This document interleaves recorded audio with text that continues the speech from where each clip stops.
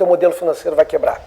A gente vendeu 5 casas sem as pessoas pisarem aqui. A gente tomou uma decisão que todo mundo achava que a gente era louco. Que a gente pegou o nome da Lenai e botou pequeno embaixo do nosso. Business é mais sobre o business ou sobre pessoas?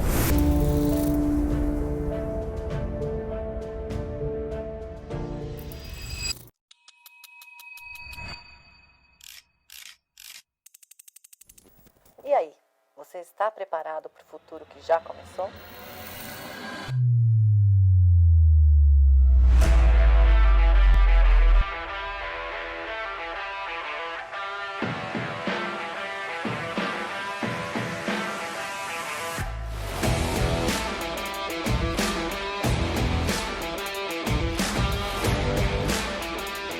Bem-vindos a todos a mais um Mel Talk.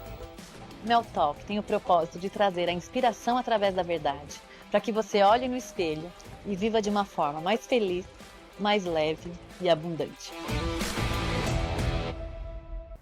Bem-vindos a todos a mais um Mel Talk. E hoje, antes de conhecer o currículo do meu convidado, eu quero fazer uma pergunta. O que faz uma pessoa trocar a segurança de uma carreira consolidada em grandes multinacionais pelo desafio de empreender em outro país? A resposta com certeza passa por coragem, visão e propósito. Ele é carioca, casado, pai coruja extremamente orgulhoso de suas filhas, formado em informática pela PUC-Rio e pós-graduado em Business Finance pela FGV, construiu uma carreira de destaque em empresas globais como IBM, Brookfield e Guardian Industries, entre Nova York e Miami, e também alumni da Harvard Business School, onde participou do prestigiado programa OPM, Owner President Management. Mas foi ao se mudar para Orlando que decidiu escrever um novo capítulo da sua história. De executivo a empreendedor serial, encontrou seu verdadeiro propósito: ajudar brasileiros a proteger e dolarizar seu patrimônio por meio de investimentos imobiliários na Flórida, oferecendo segurança, estratégia e tranquilidade para quem deseja construir um legado internacional. E essa conversa tem um significado bem especial para mim. Eu tenho a alegria de dividir projetos com ele. Eu à frente da Solid Development, minha incorporadora aqui nos Estados Unidos, e ele com a The Outside Lounge e The Florida Lounge, sua construtora e imobiliária, onde compartilhamos a missão de desenvolver empreendimentos que geram valor, transformam sonhos em realidade e ajudam famílias a construir patrimônio em dólar. Então hoje vamos falar sobre empreendedorismo, mercado imobiliário, investimentos em dólar, desafios de construir uma empresa nos Estados Unidos e as oportunidades que poucos brasileiros conhecem. Com vocês, com muita honra, Léo Martins. Opa, obrigado. Adorei as palavras. Nem minha mãe acho que falava assim. Mas com um currículo desse fica fácil, né? Apresentar. Não, mas foi legal. Obrigado de verdade pela gentileza. Imagina, eu assim, fico bem honrada mesmo de você ter vindo de Orlando com a família, né? Para participar. Mas você sabe que eu já morei em Miami. Você já morou aqui em Miami? Eu morei em Miami, morei 2 vezes. Tá. Eu morei em 99, na época eu trabalhava na IBM, eu morei em Coral Gables. Tá. E aí morei sozinho, era só eu. Na verdade o máximo que teve foi meu irmão passando um mês comigo. E quando a gente veio de vez com a família, aí a gente morou em Aventura. Tá. E aí ficou 1 ano, mas aí eu era pai de 2 meninas 6, 7 anos, comecei a ver Miami, aquela loucura toda. Tá. E aí eu pensei, poxa, tão pertinho o Mickey mora aqui, né? Educar elas com o Mickey, que eu acho que vai ser mais fácil. Mas o que te fez vir para os Estados Unidos, Léo? Assim, é difícil responder com uma resposta simples, né? Na verdade, eu morei em 96 em Nova York. Na época, era meu início de carreira, na verdade, eu tive uma carreira relativamente rápida. E com 25 anos, a IBM me transferiu para Nova York por 1 ano. E para mim foi entender um país que estava onde as coisas eram feitas para funcionar. Né? Como meu pai gostava de dizer, você estava no rio na direção da correnteza, não contra a correnteza. Então, pelo menos o rio não te atrapalhava. Você continuava precisando fazer seus esforços, sim, mas você pelo menos estava na direção. Tem a meritocracia. Que o rio estava andando. Tinha regra, as coisas foram feitas para funcionar, o que não quer dizer que funcione sempre, mas elas são pensadas para funcionar, elas não têm a intenção de gerar travas, né? E pessoalmente para mim não tem caixa 2, não tem sonegação, tudo isso para mim era importante. Sem nenhum romantismo, nada pueril, eu não gosto, né? Eu nunca curti. Então, para mim era legal, via que dava certo.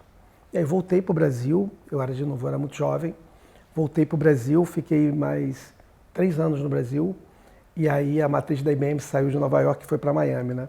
E aí eu mais uma vez voltei, agora já estava como gerente na IBM, e aí ficou mais forte ainda a Flórida, a gente gosta de dizer que a Flórida é o lugar que deu certo no Brasil, né?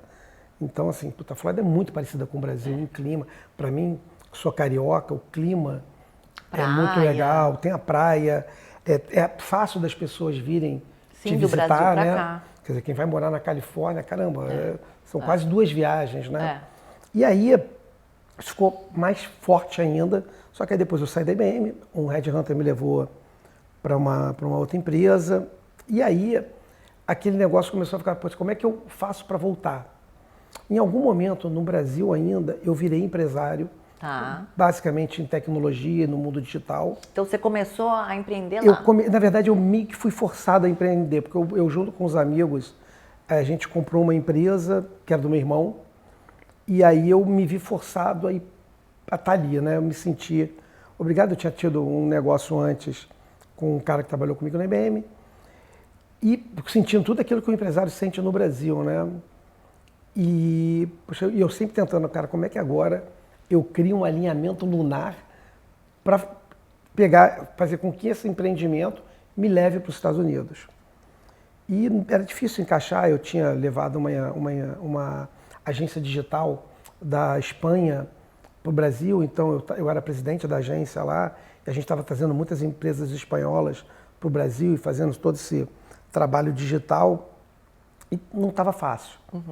E aí, em 2013, quando começou aquela loucura toda da Dilma, eu falei, e de novo, não tem nada a ver com política. Ok. Tem a ver com aquela confusão e com estar contra a correnteza. Ok. De novo, a figura aí poética de estar contra a correnteza. E a gente falou, cara, vamos agora. E aí a minha esposa falou, mas fazer o quê? Eu falei, não sei. Olha só. Não tenho a menor ideia. Coragem que a gente... E não aconselho, assim, não aconselho ninguém. Tá? Não venha sem saber o que vai fazer. Mas deu certo. Tá? Mas aí chegando aqui, e aí eu acho que também Deus faz as coisas também encaixarem, né? 3 meses antes de vir, eu conheci meu atual sócio, que já morava nos Estados Unidos e estava vindo de vez. Ele tinha uma agência no Brasil, eu também tinha. E a gente falou, cara, vamos fazer uma agência lá. E aí sim, começamos uma agência que não era digital, ela era full aqui, basicamente focada em quem queria falar com brasileiro, porque a gente sabia falar com brasileiro. Sim. E em 2015 começou a ter uma máxima de valorização, né? O dólar deu uma pipocada muito forte. Sim. O brasileiro vinha menos, isso impactou o budget de todo mundo com mídia. E a gente pensou, cara, vamos fazer o seguinte, vamos procurar um cliente no mercado imobiliário, porque tem mais dinheiro, né? Teu ticket é mais alto e talvez faça sentido. E aí a gente começou a ter ideia, vamos fazer tal coisa, tal coisa, tal coisa. E aí veio a ideia de fazer um lounge imobiliário.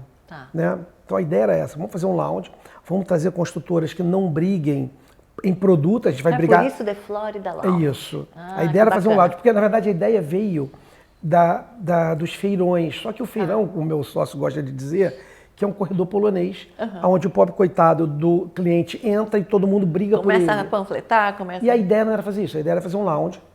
A gente também entendia que tinha um erro que era todo mundo de real estate, né, no mercado imobiliário, que tentava falar com o brasileiro, ele meio que falava assim, não, cara, o brasileiro tem que entender que ele está fazendo um negócio nos Estados Unidos e é do jeito americano. E é óbvio que é do jeito americano, porque o negócio é aqui. Mas a gente achava que dava para educar. A gente achava que dava para fazer isso diferente, tropicalizando um pouco a comunicação e adaptando. Por exemplo, o americano, às vezes, ele é tão seco na comunicação que parece que ele está te ameaçando. Sim. Não necessariamente ele está te ameaçando. Para ele é fácil falar não, para a gente é difícil E às vezes ele não. fala, se você não fizer isso, aquilo. Para a gente soa como uma ameaça. E eu odeio ser ameaçado, então jamais vou ameaçar. Então a gente falou, não, cara, vamos fazer diferente. Né? E a ideia era essa, vamos fazer um lounge imobiliário, fomos nas construtoras, pastinha de vendedor na mão. E basicamente todo mundo falou para a gente a mesma coisa. Projeto lindo, adoramos o projeto, mas eu não preciso de você. Eu vou ali no banheiro, vendo 2 casas, na volta vendo 3. Preciso de você. E a gente falou, caramba, validamos o projeto, mas não fizemos a venda. E aí eu voltei, como eu sou o cara mais financeiro, eu voltei para a planilha e eu vi que dava para fazer diferente, dava para a gente investir. E aí a hora que a gente também é empreendedor, então a gente entende a assunção de risco. E aí fizemos conta. Skin the game. É basicamente isso. Né? E aí a gente fez conta e ficava de pé se a gente recebesse comissão na venda. Só que aí tinha que tirar licença. Então eu peguei as minhas manhãs e estudar para tirar licença era meu trabalho. Só que eu não podia não passar na prova, porque nós já estávamos vendendo, agora é diferente. A gente voltou nas construtoras e falou assim, olha, não precisa pagar nada. Mas eu preciso de você lá, porque eu nunca vendi uma casa. Eu preciso que você vá comigo, preciso que você leve alguém e eu preciso de uma oferta, para ser interessante. E todo mundo que fazia isso no Brasil, fazia da seguinte forma, alugava um hotel, fazia uma apresentação, juntava cartão, voltava para cá e ficava ao longo de um ano trabalhando aqueles negócios. A gente falou, cara, não funciona. A gente quer educar. Vamos fazer totalmente diferente. E aí, naquele momento, a economia do Brasil, até por conta de tudo que a gente falou, não estava legal. Tinha muita vacância nos shoppings. E a gente, como é do Rio de Janeiro, a gente foi no shopping de alto valor agregado na Barra da Tijuca. Tinha uma loja enorme, que era daquela loja Aleluia. A loja era enorme, quase 400 metros. Abandonada. E aí fizemos uma oferta para alugar por um mês e fizemos uma obra. E qual era a ideia? Era um mês de palestras, tinha imigração, contabilidade, curso de inglês, mercados então vocês iam dar toda essa estrutura para o cliente? Tudo. A gente ia fazer tudo.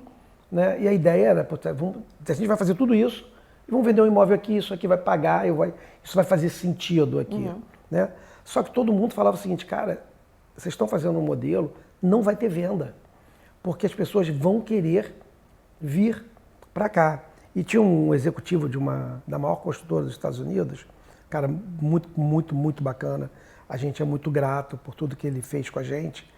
E esse cara falava, Léo, eu estou muito preocupado com você. E eu brincava com ele, que eu falava, cara, minha mãe também está preocupada. Mas me conta um pouco o que ele falou, cara, não vai ter venda. Calma, pode até falar o nome, é a Lenar. Lenar. Mas então, mesmo antes de vocês crescerem e mostrarem resultado, eles apostaram em vocês? Eles não apostaram com dinheiro, mas eles foram lá. Só agora, de óbvio, a história, da Lenar? A história não foi tão simples assim, né? Sim, assim, para fazer essa venda, né, que era os caras irem lá, o porteiro não estava recebendo a gente.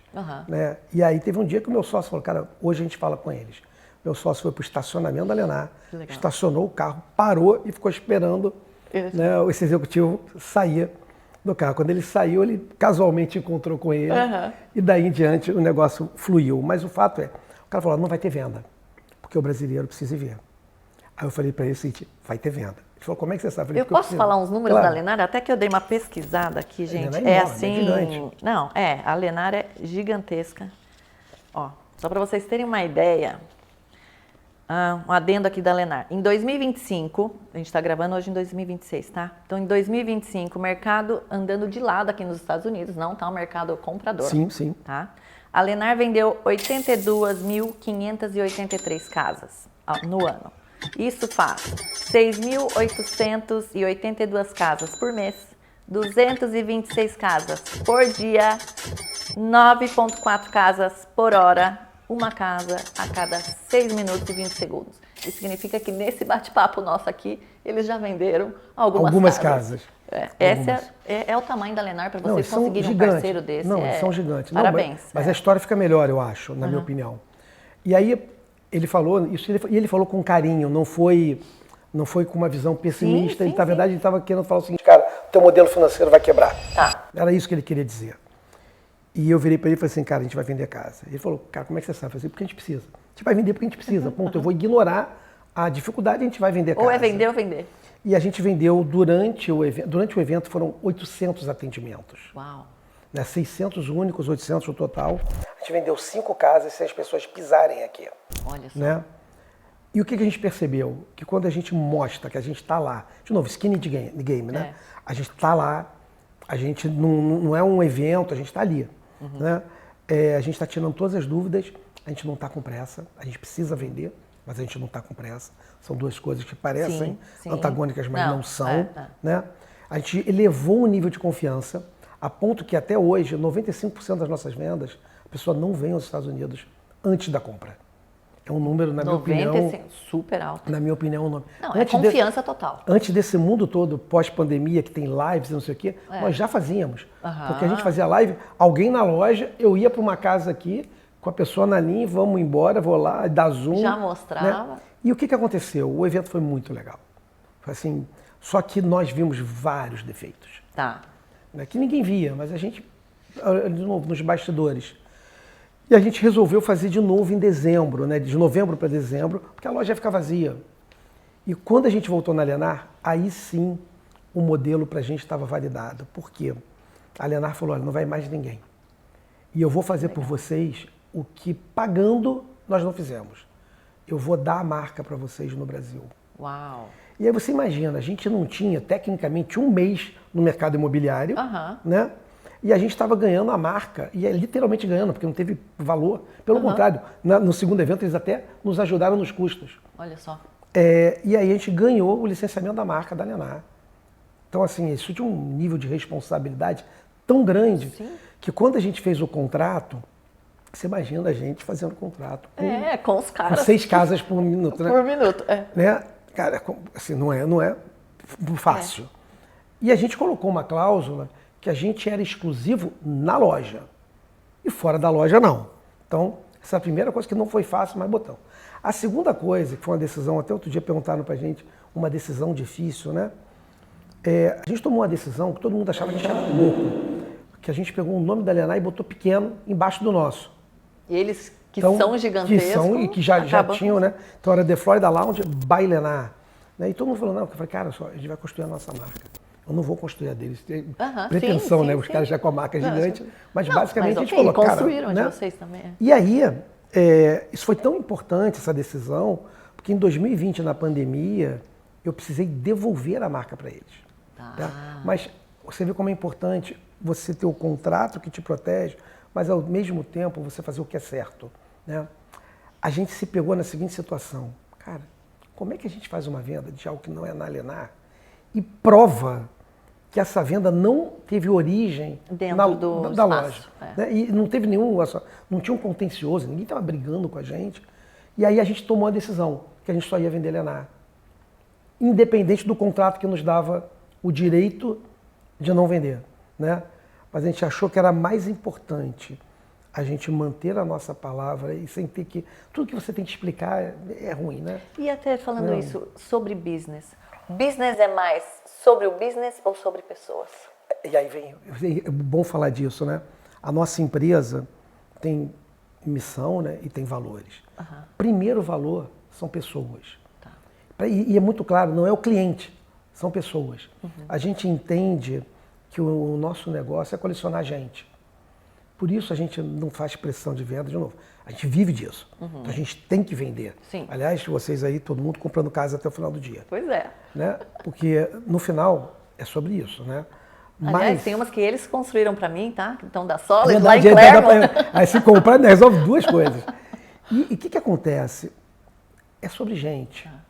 Né? E aí a Alienar ela é meio odiada em alguns momentos, porque ela é muito grande. Ela é agressiva, então, né? E ela, por ser grande, não tem espaço para ficar abrindo muitas concessões. Sim. Senão são 86 mil potenciais concessões. Né? Tem até um amigo meu de Harvard que ele fala, né, que a gente precisa ser generoso nas coisas pequenas, porque nas grandes não dá para ser.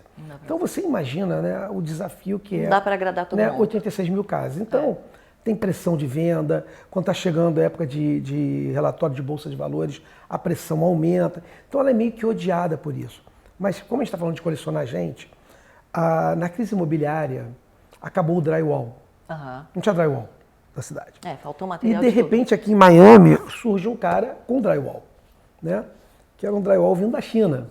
Mas todo mundo sabe que o drywall foi esse negócio. E o drywall chinês não era tão drywall assim, né? E aí, não era tão dry, não era tão wall. Passado um tempo, ele começou a dar problema. E o que foi muito bacana? A gente assistia que mesmo depois da garantia, a Alienar pegou 10 milhões de dólares, botou numa escrow, para quem tivesse problema com drywall, ela resolvia. E ela não precisava. Né? Então, ao mesmo tempo que ela é dura na regra, Ela é parceira. Ela foi correta Uhum. com as pessoas. Ela fez o que era certo. De novo, não é ser generoso. Ela entendeu que aquela decisão era dela. Entendi. E que mesmo ela estando isenta, porque o contrato falava isso, ela tinha que fazer o que era certo. Então, eu acho que é um pouco sobre isso. Eu acho que a gente tem que colecionar gente, a gente tem que vender, a gente tem que... O meu sócio fala que papo de vendedor é venda, né? Então, quando começa com muito papinho, meu amigo, papo de vendedor é venda, vamos fazer venda. Então, a gente é uma empresa de venda, mas a gente não pode mentir. E a gente brinca, né? Que todo vendedor fala que fala a verdade, né?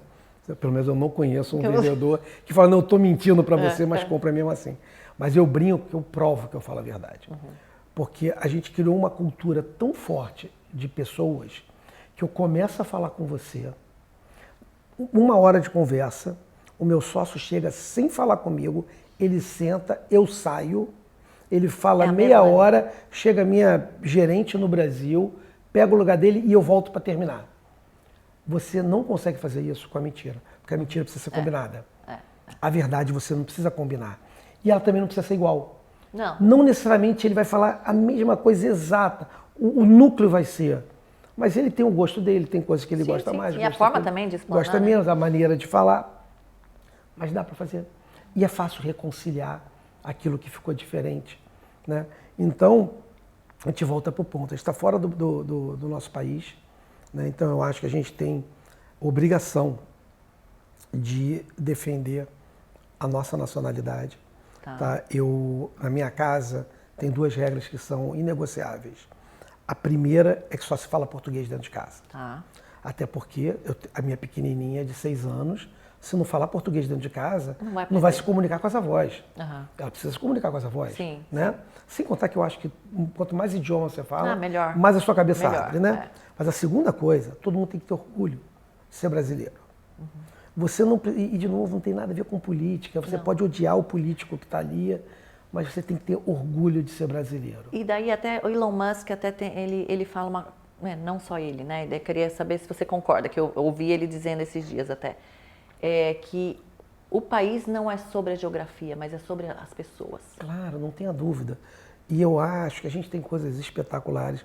O fato de eu não morar no Brasil não significa que eu não goste do Brasil.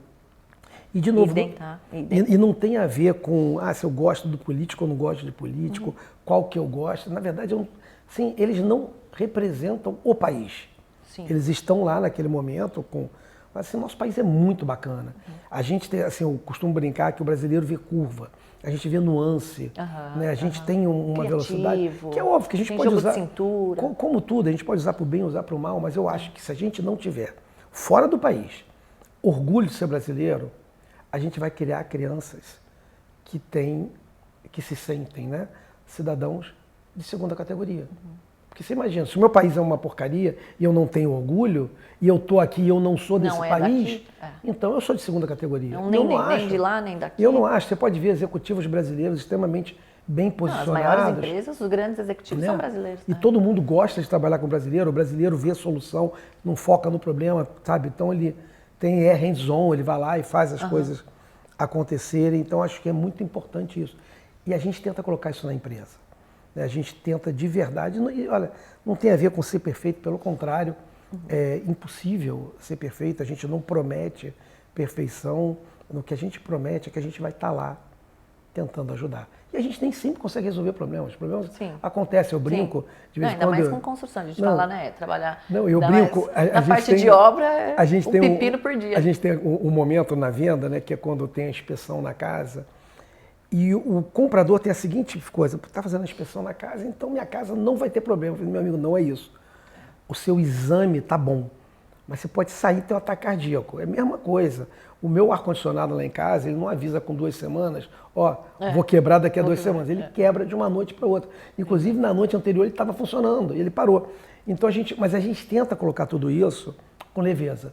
Porque eu acho que você não precisa tirar a leveza. É óbvio que tem horas que as pessoas estão mais nervosas, acontecem algumas coisas que tiram, elas têm insegurança, mas eu acho que quando a gente coloca leveza, a gente montou um time, né, que a gente acaba tendo um overhead, né, muito maior do que nossos concorrentes, que a gente tem uma pessoa para cuidar de tudo do pós-venda.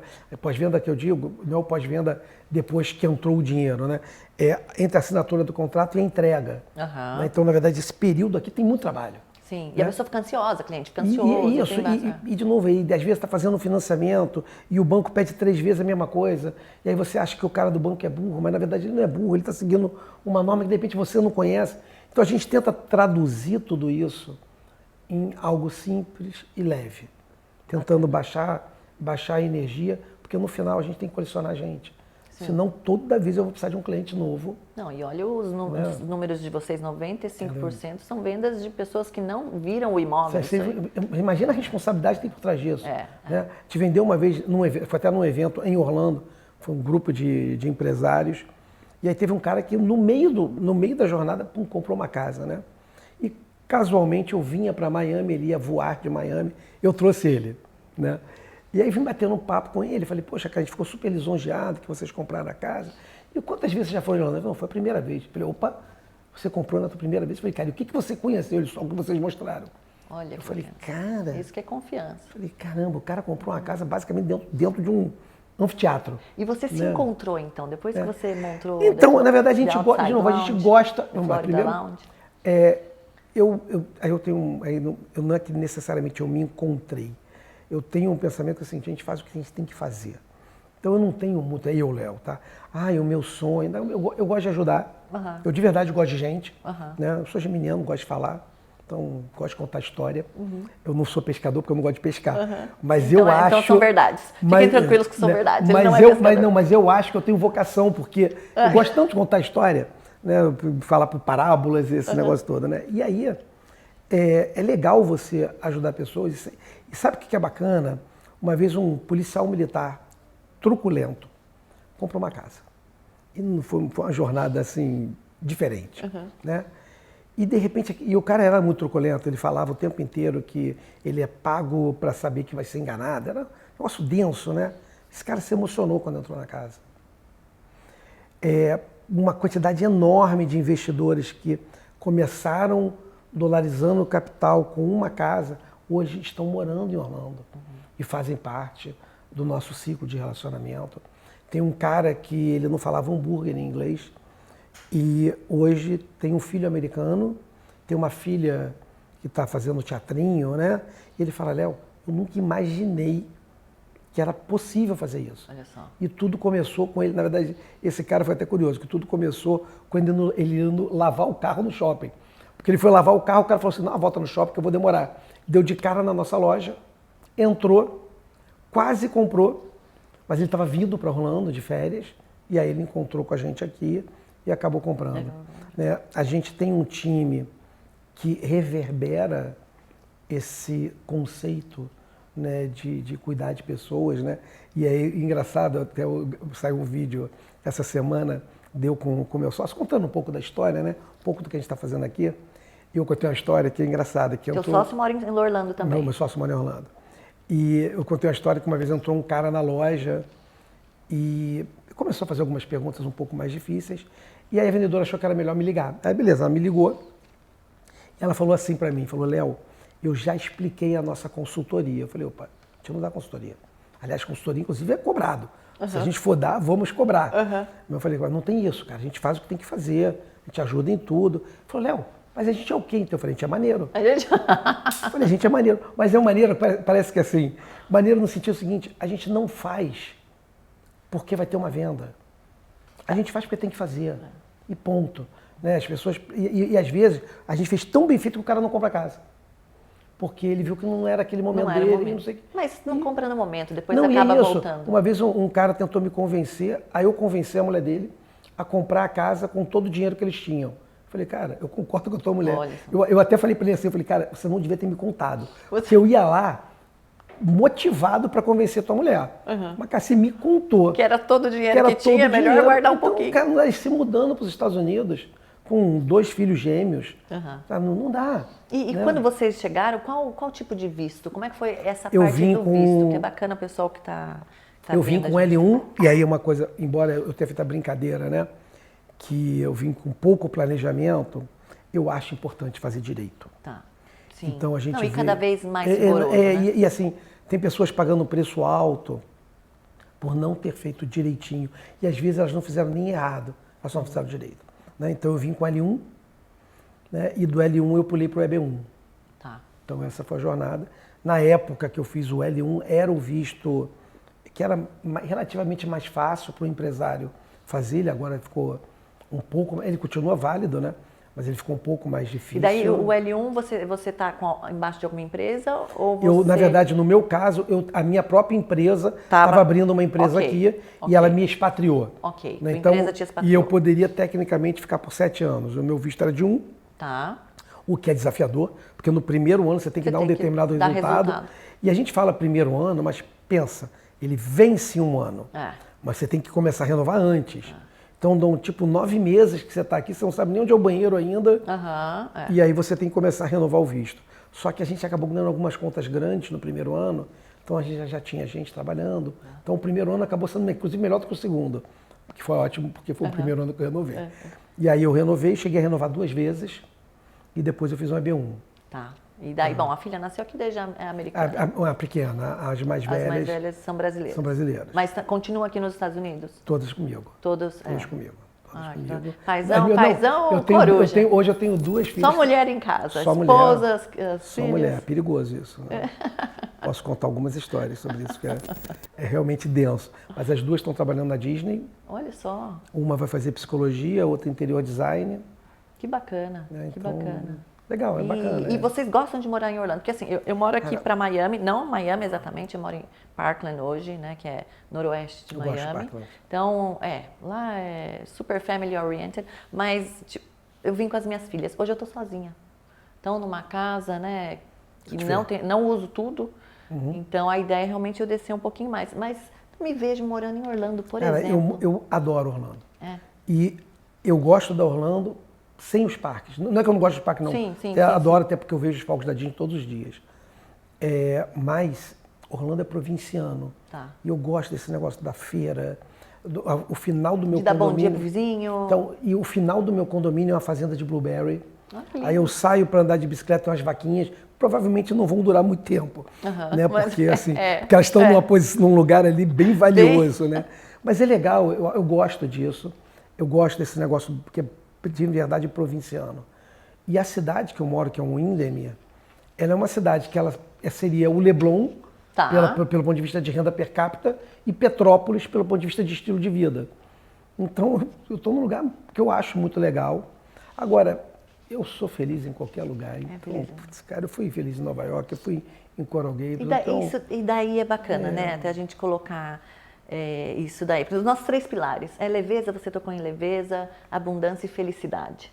Então, felicidade está dentro da gente. O que a gente precisa para ser feliz? Não, só precisa da gente. De verdade. Só precisa da gente. Porque eu acho que começa... É muito pessoal, é óbvio. Sim. Mas eu acho que começa dentro. Tá. Né? E, obviamente, as nossas crenças nos ajudam. Né? Então, é religioso? Espiritualizado? Hoje eu frequento uma igreja batista, sou católico, como acho que 90% dos brasileiros, e minha esposa queria ir numa igreja, eu meio que tentei ir numa católica, mas, cara, não tracionava. E a gente vai hoje numa igreja batista americana, né, que é a primeira batista de Orlando, e, cara, eu gosto demais de ir. Se sente bem? Gosto demais, mas de novo, porque tem tudo a ver com a energia, é sobre melhorar pessoas, não tem nada de grana, sabe? Então, para mim, tem essa leveza. Mas eu acho que tudo começa dentro. Então, eu sempre acreditei que tudo acontece para dar certo. E aí, quando eu olho para trás, eu acho que esse é o ponto, né? Quando eu olho para trás, teve um monte de momentos desafiadores, né? Sim. Eu costumo brincar que de vez em quando eu acho que Deus podia ter explicado isso. Não precisava. Uma ajudazinha. Tinha umas pancadas que eu falava, pô, eu acho que eu aprendi assim aquela pancada. Dava para ter desenhado, eu não precisava daquilo dali. Mas quando eu olho para trás hoje, eu entendo que todas essas pancadas, na verdade, era eu tentando sair do caminho e ele dando um tilt assim, volta para o caminho. Né? Então, no final, fez o caminho. Né? Tem o meu padrasto tinha uma frase que ele falava muito, que ele... uma música espanhola que fala não existe caminho, se faz o caminho ao caminhar. Né? Eu gosto disso. Que lindo, Eu acho que às vezes a gente cria tantos conceitos. Enjoy the ride. E a gente às vezes cria as amarrações e elas fazem com que a felicidade sempre esteja no futuro. Então, quando tal coisa acontecer, pode ser uma promoção, um bem, uma viagem, não importa o que seja.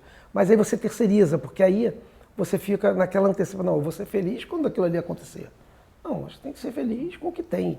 Então, se a gente está comendo caviar, que eu nem gosto de caviar, né? Mas, whatever, eu acho que a gente tem assim, de novo, a gente pode ir para um botequim ou para um restaurante por de terno, super bem vestido, e a gente tem que ser igualmente feliz em qualquer situação. E, de novo, não quer dizer que eu não tenho momentos difíceis, mas eu acho que a felicidade, se felicidade dependesse de você estar bem financeiramente, caraca, só rico era feliz e todos os pobres, e muitas vezes você vê justamente em locais bastante desprovidos abundância de felicidade. Sim. Você precisa ser grato, né? Então, grato, acho que apreciar. É o que você falou, apreciar saúde, o que a gente tem. Saúde assim, é importante. Eu costumo brincar que se o problema tem preço, não é um problema.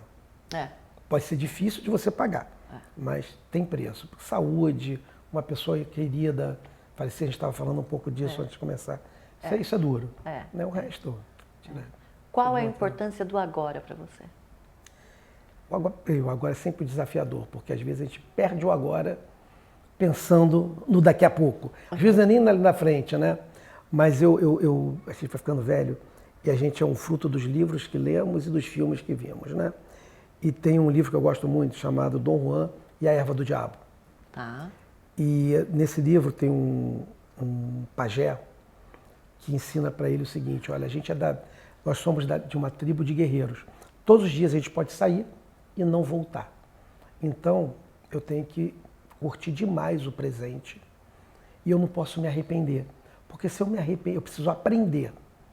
Então, se eu fiz algo errado, eu aprendo. Mas eu não posso me arrepender porque o arrependimento vai consumir esse meu dia. Então, eu acho que o Dom Juan falou melhor do que eu. Com certeza. O Dom Juan falou melhor do que eu. Acho que no final tem a ver com a gente não trazer nem o que está no retrovisor, que a gente não muda mais, e nem pegar o problema de amanhã. Vamos pegar o problema de hoje. A gente vive o que já passou fica no passado, a gente aprende, óbvio, né, para melhorar, crescer, evoluir. Justamente. E transformar. Senão fica pesado, né? Eu acho que no fundo a gente tem que tentar ser leve. E eu acho que a leveza resolve um monte de coisa. Não, é diferente você encontrar com alguém que já está com um sorriso no rosto, que já traz, né? O ambiente muda. Eu acho que os Estados Unidos acaba te ensinando isso, porque aqui tem processo para tudo e nós brasileiros, a gente tem um defeito de fábrica. Quando a gente está certo, o brasileiro muda o tom, fica um pouco, mais impositivo, né? E normalmente isso acaba funcionando, porque normalmente você está falando às vezes com uma pessoa que é mais humilde e aquela pessoa... Aqui, se você subir o tom, o cara já chama a polícia. E aí, o sorriso, ele resolve muito mais do que a lógica. Porque quando você sorria, o cara que não tinha entendido a tua lógica, ele faz para você. Ele não faz porque ele entendeu que o processo dele eventualmente estava errado e o que você falou fazia sentido. Ele faz para você, porque você sorriu. Né? Então, eu acho que os Estados Unidos, quem estiver atento, aprende que com leveza tudo fica mais fácil. Legal. Mudaria algo do passado? Um monte de coisa, porque tem tempo. Se tiver tempo, a gente pode ficar aqui horas. Tem um monte de coisa. Assim, tem um monte, mas assim, eu mudaria. Mas tudo te trouxe até aqui, né? Então, assim, até os grandes erros, né? Por exemplo, eu não falo desse jeito, vai ficar ruim, mas, por exemplo, eu tive um casamento e hoje eu estou casado há quase 20 anos agora. Mas você pode falar, se eu tive um casamento que não funcionou, então, puxa, você se arrepende? Não, eu tenho duas filhas espetaculares. Isso. Então, e aí eu brinco, eu falo assim, cara, só obviamente, quando eu casei eu não esperei que eu ia me separar, né? Sim. Mas hoje eu sei que eu me separei, né? E eu casava de novo só para ter elas. É isso. Entendeu? Então, assim, no final, eu acho que, eu até estava vendo, alguém falou isso ontem, alguma coisa parecida com isso, mas quando eu olho os problemas de todo mundo, eu sou até apegado aos meus. Né? Fala, graças a Deus, eu tive isso porque eu estou aqui hoje. Vou ficar com eles, já até me acostumei. Então, assim, tem um monte de coisa que eu acho que eu faria diferente. Mas a maioria das coisas que eu faria diferente foram momentos onde eu não fui feliz na forma que eu falei alguma coisa e, de repente, aquilo ali não foi bacana para alguém. É mais a forma como você fez alguém se sentir. Eu acho que é mais sobre isso, que aquilo não foi bacana. Tá. Né? Aquilo não foi bacana. Então, agora o resto. Deixa como eu vou pedir, tem um momento aqui do Mel Talking que eu peço pro nosso guest se olhar no espelho e mandar uma mensagem para ele. Caraca. Né? Poxa, você vai mandar essa mensagem para você. Caramba. E aí, Léo? Valeu a pena? Ou não? Claro que sim. Então é só segue essa jornada, continua acreditando que faz sentido fazer as coisas pelas pessoas, cuida da família, que vai dar tudo certo. Aqui tá tudo bem aqui e vai dar tudo certo. E Léo, a gente já está aqui indo para os finalmente do nosso talk, do nosso bate-papo. Passa rápido, né? Quando o papo é bom, passa assim o tempo rápido. voa. E assim, honrada demais, né, com a sua vinda até aqui. Não, eu que fico. Adorei aprender com você, né? Assim, a gente tem um relacionamento super bom, né, de business, assim, então que seja duradouro, será? E que melhore, né? Amém. Que melhore. É isso. E tem algum recado que você queira dar para quem quer vir empreender aqui nos Estados Unidos? Cara, assim, é difícil dar um recado, porque assim, eu acho que eu tenho tanta coisa para aprender que você dar um recado parece que você está ensinando alguém. Mas eu acho mas tem muito a ensinar. Mas eu acho que, assim, a primeira coisa é a pessoa entender que o que a gente aprendeu no Brasil deu musculatura. Mas a gente precisa entender como é que funciona aqui. Não adianta sair do Brasil e tentar implementar o mesmo modelo aqui. Então é legal você parar, refletir. Quanto mais bem sucedida a pessoa é, mais difícil é ela entender que talvez o jogo seja um pouco diferente. Então a gente pagou um preço alto, às vezes, por ter tentado usar modelos que tinham dado certo no Brasil e que não funcionam aqui. Porque às vezes vem para cá, acaba dando, entre aspas, um downgrade, assim, para você se ajustar. Tinha um cara lá em Orlando. 2 passinhos para trás para voltar a andar para frente. Tinha um cara lá em Orlando, eu já não vejo esse cara pelo menos há uns 10 anos, mas tinha um cara em Orlando que ele falava que Orlando era a terra do eu era. Você chega no Brasil e fala assim, eu era, porque você está falando do Brasil. Né? Então, você aperta o botão de reset e você começa do zero a construir uma coisa nova. Eu acho que quanto menos você se apegar naquilo que você sabe e mais você estiver disposto a aprender, melhor. Porque dizem também que a melhor forma de você ficar milionário em Orlando, se chegar com 2 milhões, tu perde 1 e tu fica milionário. Então, sabe, faz um plano, estuda um pouco. E outra coisa, que eu acho que mata muita gente, é achar que só porque eu já estou no Brasil numa determinada posição, eu vou chegar aqui rápido. As pessoas esquecem que a empresa bem-sucedida do Brasil demorou alguns anos para ser bem-sucedida. Provavelmente a daqui vai ser mais rápido. Até por conta da bagagem, da musculatura, às vezes da capacidade financeira de fazer acelerar. Sim. Mas, cara, não vai ficar pronto em 6 meses. Você não vai dominar o mundo. E a outra coisa é lembrar que aqui nos Estados Unidos tem mais americano que brasileiro. Sim. Então, lembra deles. Não tem jeitinho. E lembra deles na hora que você estiver fazendo negócio. Porque, por exemplo, uma vez o cara me ligou e falou, pô, Léo, tinha uma sobrinha que faz doces. Pensei em fazer uma loja de doces brasileiros. Falei, cara, por que você não faz uma loja de doce? Por que tem que ser uma loja de doce brasileiro? Cara, sabe, esse negócio meio que sentimento que eu não posso deixar, eu tenho que dizer porque eu sou brasileiro. Tem que entender, né, o ambiente. Sabe, porque o americano é tudo grandão. Sim, come doce paca. Pra que não vai fazer doce para eles? Né? Então, eu acho importante isso. Você vem com a cabeça aberta, o mercado americano é gigante, diferente do Brasil, aqui tem espaço para nicho. E se a gente falar em Flórida, o PIB da Flórida é quase o PIB do Brasil inteiro. Tá, mais um pouquinho empata. Então, e com uma população 10% da do Brasil. Sim. Né? Então, é tudo muito grande. Só para dar um exemplo que você falou, uma vez a gente estudou o mercado de flores online. Tá. O mercado brasileiro era do tamanho de Boca Raton. Sério? Uau. Na época que a gente estudou, né? Mas, né? Isso dá um pouco. Uau. Isso dá um pouco da dimensão. Aliás, você falou da Lenar? Sim. Né? A gente teve um cliente que estava com medo de comprar uma casa da Lenar, porque ele viu 4 condomínios. E eu estava tentando dizer para ele que não eram 4, né? Ele achou que eu estava querendo enganar ele. Eu falei, cara, só me deixa concluir, não são 4. Ela está fazendo 45 aqui em Orlando. Só que é tudo com o dinheiro dela. É tudo com o dinheiro dela. Né? A Lenar tem $1 bilhão em caixa. Olha que... né? Então é diferente. Então, sabe, eu acho que é só isso, cara. Você entender, principalmente a questão da velocidade. Você entender que no Brasil demorou, aqui vai demorar menos, mas não é 6 meses. Né? É isso. Então tá bom, Léo, gratidão pelo Eu que bate-papo. agradeço, adorei. Espero que vocês tenham adorado aí os insights e esse nosso Não, foi bate-papo. bom. Eu adorei. Podia eu adorei ficar aqui um aprender. tempão. Pois é. Então, gratidão e até a próxima.